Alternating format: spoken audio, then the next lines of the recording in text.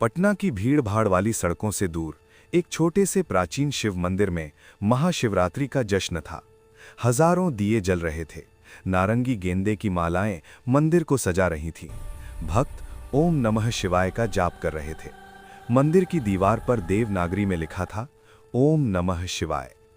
आरव 25 साल का एक आम लड़का जीन्स टी-शर्ट में थका हारा, तनाव से भरा चेहरा लिए मंदिर के बाहर खड़ा था।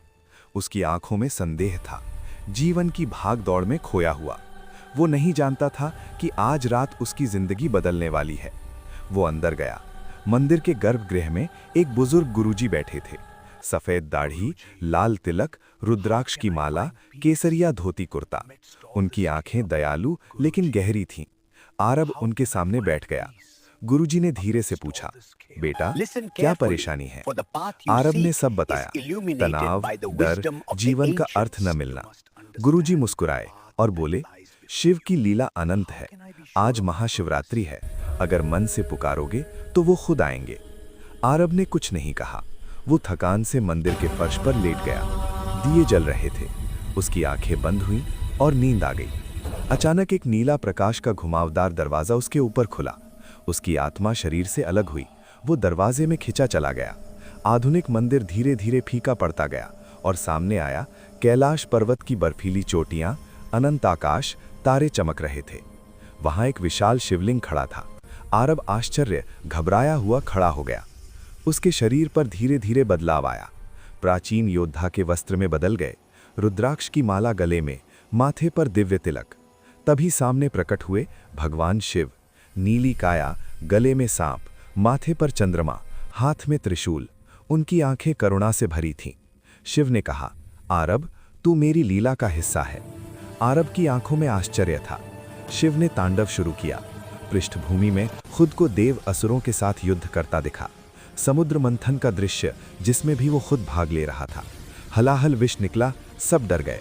फिर आरव ने शिव को अपने हाथों से वो विष का प्याला पीने को दिया और पीने के बाद कंठ नीला हो गया।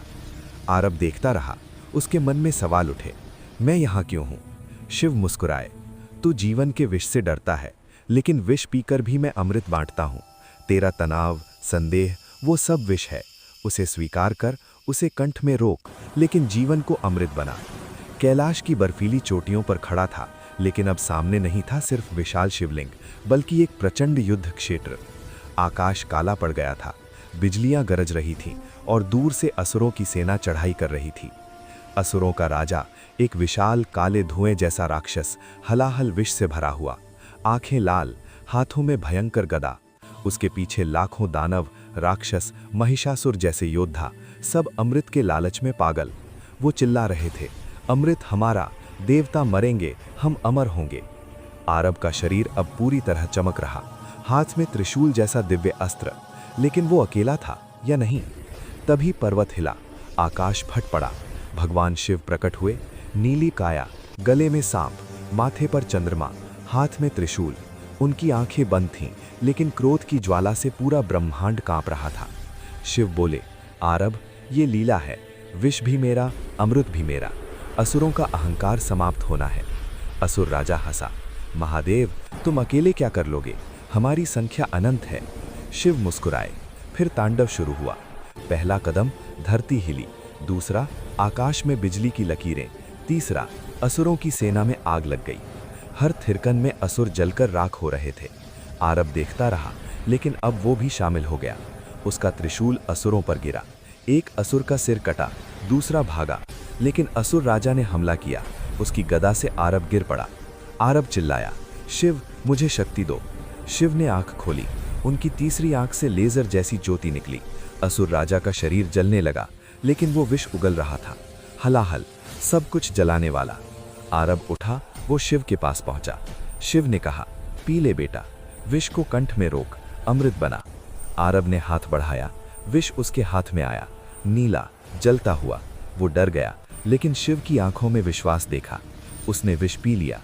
उसका कंठ नीला हो गया, लेकिन वो जिंदा था, अब वो नीलकंठ जैसा। असुर राजा चीखा, नहीं, और शिव के तांडव से पूरी सेना नष्ट हो गई। आकाश साफ हुआ। अमृत का कलश प्रकट हुआ, लेकिन अब वो आरव के हाथ में था। शिव ने कहा, अमृत बाहर नहीं, भीतर है।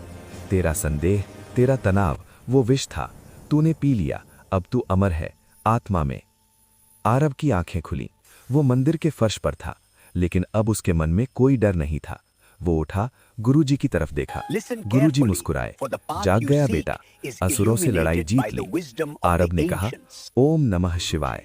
अब मैं समझ गया, शिव की लीला में सब शामिल हैं, विष भी उनका, अमृत भी उनका। गुरुजी ने आशीर्वाद दिया। जाग गया बेटा, अब तू शिव का हिस्सा है। और उस रात, महाशिवरात्रि की रात, आरव की आत्मा जाग गई। वो अब डरता नहीं था, वो जानता था ओम नमः शिवाय सिर्फ मंत्र नहीं, जीवन का सार है। आरव की आंखों में आंसू, उसका शरीर पूरी तरह चमकता हुआ योद्धा बन गया। वो शिव के बगल में खड़ा हो गया। दोनों के बीच अलौकिक आभा जुड़ गया, जो ब्राह्मंडीय प्रकाश किरणें नीले सुनहरे रंग जैसा था। दूर भक्त जाप कर रहे थे, ओम नमः शिवाय, ओम नमः शिवाय, ओम नमः शिवाय।